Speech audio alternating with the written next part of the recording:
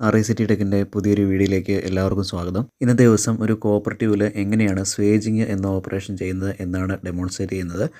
അപ്പോൾ ഇവിടെ കാണിച്ചിരിക്കുന്നത് 4 ഇഞ്ചിൻ്റെ അതായത് 1/4 ഇഞ്ചിൻ്റെ 2 കോപ്പർ ട്യൂബുകളാണ്. എയർ കണ്ടീഷൻ റെഫ്രിജറേഷൻ വർക്കുകൾ ചെയ്യുന്ന സമയത്ത് ചിലപ്പോൾ നമുക്ക് ഒരേ വലുപ്പത്തിലുള്ള 2 കോപ്പർ ട്യൂബുകൾ ജോയിൻ ചെയ്യേണ്ടതായിട്ട് വരും. അപ്പോൾ അത് ചെയ്യുന്നതിന് വേണ്ടിയിട്ട് അതിലേതെങ്കിലും ഒരു കോപ്പർ ട്യൂബിൻ്റെ ഡയമീറ്റർ അതിൻ്റെ വ്യാസം മറ്റേതിനെക്കാട്ടും ഒരല്പം വലുതാക്കുന്നു. ഈ പ്രോസസ്സിനെയാണ് സ്വേജിങ് എന്ന് പറയുന്നത്. ഇനി ഈ സ്വേജിങ് ഓപ്പറേഷൻ ചെയ്യുന്നതിന് വേണ്ടിയിട്ട് നമുക്ക് ഏതൊക്കെ ടൂൾസാണ് ആവശ്യമായിട്ട് വരുന്നത് നോക്കാം. ഇപ്പോൾ ഇവിടെ കാണിച്ചിരിക്കുന്ന ഈ ടൂളിനെ ഫ്ലെയറിംഗ് ബ്ലോക്ക് എന്നാണ് പറയുന്നത്. മുൻപ് മറ്റൊരു വീഡിയോയിൽ കോപ്പർ ട്യൂബിൽ ഫ്ലെയറിങ് എന്ന് പറയുന്ന ആ പ്രോസസ്സ് എങ്ങനെയാണ് ചെയ്യുന്നതെന്ന് പറഞ്ഞിരുന്നു. അപ്പോൾ അതിനുപയോഗിച്ച അതേ ടൂൾ തന്നെയാണ് നമ്മൾ സ്വേജിങ്ങിന് വേണ്ടിയിട്ടും ഉപയോഗിക്കുന്നത്. ഫ്ലെയറിംഗ് ബ്ലോക്കിൽ ഇതുപോലുള്ള പല വലുപ്പത്തിലുള്ള ഹോളുകളുണ്ടാവും. നമ്മൾ എത്ര ഡയമീറ്ററുള്ള കോപ്പർ ട്യൂബാണോ എടുക്കുന്നത് ആ ഡയമീറ്റർ സ്യൂട്ടാകുന്ന ഹോളിൽ വെച്ചിട്ടാണ് നമ്മൾ സ്വേജിങ് ചെയ്യുന്നത്. ഫ്ലെയറിംഗ് ബ്ലോക്കിൻ്റെ 2 സൈഡിലായിട്ട് കൈകൊണ്ട് ടൈറ്റ് ചെയ്യാവുന്ന തരത്തിലുള്ള 2 വിങ് നട്ടുകളും ഉണ്ടായിരിക്കും. അപ്പോൾ ആ ഹോളിൽ കോപ്പർ ട്യൂബ് വെച്ചതിന് ശേഷം നമ്മൾ ഈ വിങ് നട്ട് ടൈറ്റ് ചെയ്തിട്ടാണ് സ്വേജിങ് ചെയ്യുന്നത്. ഫ്ലെയറിംഗ് ബ്ലോക്കിൻ്റെ കൂടെ ഉപയോഗിക്കുന്ന ഈ ടൂളിനെ ഫ്ലെയറിംഗ് യോക്ക് എന്നാണ് പറയുന്നത്. പല ഡയമീറ്ററുള്ള കോപ്പർ ട്യൂബുകൾ നമ്മൾ റെഫ്രിജറേഷൻ എയർ കണ്ടീഷൻ വർക്കിന് വേണ്ടി ഉപയോഗിക്കാറുണ്ട്. അപ്പോൾ ഓരോ കോപ്പർ ട്യൂബിൻ്റെ ഡയമീറ്ററിനും അനുസരിച്ചുള്ള സ്വേജിങ് ചെയ്യാൻ ആവശ്യമായിട്ടുള്ള കണക്ടറുകളാണ് ഇവിടെ കാണിച്ചിരിക്കുന്നത്. അപ്പോൾ ഇത് പല വലിപ്പത്തിൽ ഈ ടൂൾ കിറ്റിൻ്റെ കൂടെ ലഭിക്കുന്നതാണ്. അപ്പോൾ ആ ഫ്ലെയറിംഗ് യോക്കിൻ്റെ അടിഭാഗത്താണ് നമ്മൾ ഈ കണക്ടറുകൾ കണക്ട് ചെയ്യുന്നത്. നമുക്ക് സ്വേജ് ചെയ്യേണ്ട കോപ്പർ ട്യൂബ് നല്ലവണ്ണം ചെക്ക് ചെയ്യുക. അതിനുശേഷം അതിൻ്റെ ഡയമീറ്റർ മനസ്സിലാക്കുക.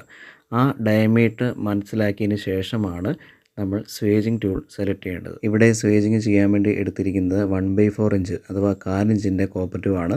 അപ്പോൾ അതുകൊണ്ട് ഇവിടെ കാണിച്ചിരിക്കുന്ന ഈ കണക്ടറാണ് നമുക്ക് സ്വേജ് ചെയ്യാൻ വേണ്ടിയിട്ട് ഫ്ലെയറിംഗ് യോക്കിൽ കണക്ട് ചെയ്യേണ്ടത്. അപ്പോൾ ഈ പറഞ്ഞ കണക്ടർ കൊണ്ട് തന്നെ നമുക്ക് 1/4 ഇഞ്ചിൻ്റെ കോപ്പർ ട്യൂബും 1/8 ഇഞ്ചിൻ്റെ കോപ്പർ ട്യൂബും സ്വേജ് ചെയ്യാൻ പറ്റും. സ്വേജിങ് ചെയ്യുന്നത് ഫ്ലെയറിംഗ് ബ്ലോക്കും യോക്കും ഉപയോഗിച്ചിട്ടാണ്. അപ്പോൾ ഇവിടെ കാണിച്ചിരിക്കുന്നതാണ് ഫ്ലെയറിംഗ് ബ്ലോക്ക്. ഫ്ലെയറിംഗ് ബ്ലോക്കിൽ ഈ കാണിച്ചിരിക്കുന്ന ഹോളിലാണ് നമുക്ക് കോപ്പർ ട്യൂബ് വയ്ക്കേണ്ടത്. അപ്പോൾ അവിടെ 1/4 ഇഞ്ച് എന്ന് എഴുതിയിട്ടുണ്ട്. അപ്പോൾ ഏറ്റവും ആദ്യമായിട്ട് ആ കോപ്പർ ട്യൂബ് ആ ഹോളിനുള്ളിലേക്ക് കടത്തുക. സ്വേജിങ് കറക്റ്റായിട്ട് ചെയ്യുന്നതിന് വേണ്ടിയിട്ട് ഫ്ലെയറിംഗ് ബ്ലോക്കിൻ്റെ മുകളിലേക്ക് കോപ്പർ ട്യൂബിൻ്റെ ഒരറ്റം ഒരു നിശ്ചിത ഹൈറ്റിൽ നമ്മൾ സെറ്റ് ചെയ്യണം. അപ്പോൾ അത് ഈ രീതിയിലാണ് സെറ്റ് ചെയ്യുന്നത്. കോപ്പർ ട്യൂബ് ആ കറക്റ്റ് ഹൈറ്റിൽ സെറ്റ് ചെയ്തതിന് ശേഷം മാത്രമേ സൈഡിലുള്ള വിങ് നട്ട് ടൈറ്റ് ചെയ്യാവൂ. വിങ് നട്ട് ടൈറ്റ് ചെയ്യുന്ന സമയത്ത് ഒരു കാര്യം പ്രത്യേകം ശ്രദ്ധിക്കുക. 2 വിങ് നട്ടുകളും ഒരേ അളവിലാണ് നമ്മൾ ടൈറ്റ് ചെയ്യേണ്ടത്.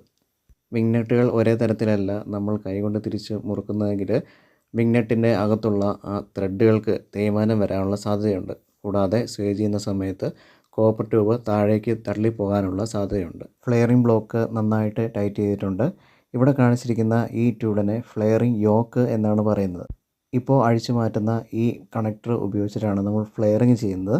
നമുക്കിപ്പോൾ ചെയ്യേണ്ടത് സ്വേജിങ് ആണ്. അപ്പോൾ അതുകൊണ്ട് ഇത് അഴിച്ചു മാറ്റിയതിന് ശേഷം സ്വേജിങ്ങിൻ്റെ കണക്ടറാണ് ഇവിടെ കണക്ട് ചെയ്യേണ്ടത്. അപ്പോൾ ആ കണക്ടർ ഊരി മാറ്റിയിട്ടുണ്ട്. ഇനി അടുത്തതായിട്ട് നമുക്ക് സ്വേജിങ്ങിൻ്റെ കണക്ടർ ഇതിലേക്ക് കണക്ട് ചെയ്യണം. അപ്പോൾ അതിൻ്റെ ഉള്ളിൽ ഇതുപോലെ ത്രെഡ് ഉണ്ടാകും. നമ്മൾ നേരത്തെ മാറ്റി വെച്ച ആ കണക്ടർ സ്വേജിങ്ങിൻ്റെ കണക്ടർ ആ ഹോളിലേക്ക് കയറ്റിയതിന് ശേഷം നന്നായിട്ട് ടൈറ്റ് ചെയ്യുക. അപ്പോൾ ഇവിടെ കാണിച്ചിരിക്കുന്ന ഈ സ്വേജിങ് ടൂളിൻ്റെ പ്രത്യേകത ഞാൻ നേരത്തെ പറഞ്ഞ പോലെ തന്നെ ഇതിലെ 1/4 ഇഞ്ചിൻ്റെയും 1/8 ഇഞ്ചിൻ്റെയും കോപ്പർ ട്യൂബിൽ സ്വേജ് ചെയ്യാൻ പറ്റും. സ്വേജിങ് ടൂള് ഫ്ലെയറിംഗ് യോക്കിൽ നന്നായിട്ട് ടൈറ്റ് ചെയ്തതിന് ശേഷം നമുക്കത് ഫ്ലെയറിംഗ് ബ്ലോക്കിലേക്ക് കണക്ട് ചെയ്യണം. അപ്പോൾ അതിന് വേണ്ടിയിട്ട് അതിൻ്റെ സൈഡിലുള്ള ആ ഹാൻഡിൽ ആൻറ്റി ക്ലോക്ക് വൈസ് ഡയറക്ഷനിൽ തിരിക്കുക. തിരിക്കുമ്പോൾ ആ സ്വേജിങ് ടൂളിൻ്റെ കണക്ടർ ഏറ്റവും മുകൾ ഭാഗത്ത് വരും. ഇനിയാണ് നമ്മൾ ഫ്ലെയറിംഗ് ബ്ലോക്കിലേക്ക് ഇത് കണക്ട് ചെയ്യുന്നത്. ഫ്ലെയറിംഗ് ബ്ലോക്കിൽ നമ്മൾ ഏത് ഹോളിലാണോ കോപ്പർ ട്യൂബ് വെച്ചിരിക്കുന്നത് അതിൻ്റെ തൊട്ട് മുകളിലായിട്ടാണ് ഫ്ലെയറിംഗ് യോക്ക് ബ്ലോക്കിലേക്ക് കണക്ട് ചെയ്യേണ്ടത്. ഫ്ലെയറിംഗ് യോക്ക് ബ്ലോക്കിലേക്ക് കണക്ട് ചെയ്തതിന് ശേഷം ഇവിടെ കാണിച്ചിരിക്കുന്ന പോലെ ചെറുതായിട്ടൊന്ന് വലത്തേക്ക് തിരിക്കുക. അപ്പോൾ അത് വലത്തേക്ക് തിരിച്ചെങ്കിൽ മാത്രമേ അതിൻ്റെ താഴെയുള്ള ആ ലോക്ക് മെക്കാനിസത്തിൽ കറക്റ്റായിട്ട് ഫ്ലെയറിംഗ് ബ്ലോക്കും യോക്കും ലോക്ക് ആകുകയുള്ളൂ. ഇപ്പോൾ ഏകദേശം ടൈറ്റ് ആയിട്ടുണ്ട്. ഇനി അടുത്തതായിട്ട് നമ്മൾ മുകളിലുള്ള ആ ഹാൻഡിൽ ക്ലോക്ക് വൈസ് തിരിക്കുകയാണെങ്കിൽ ഈ ഡയറക്ഷനിൽ തിരിക്കുകയാണെങ്കിൽ ആ സ്വേജിങ് ടൂള് കോപ്പർ ട്യൂബിൻ്റെ ഉള്ളിലേക്ക് ഇറങ്ങുകയും അങ്ങനെ കോപ്പർ ട്യൂബ് വലുതാകുകയും ചെയ്യുന്നു. അപ്പോൾ ഈ രീതിയിൽ ക്ലോക്ക് വൈസ് ഡയറക്ഷനിൽ പതിയെ തിരിക്കുക.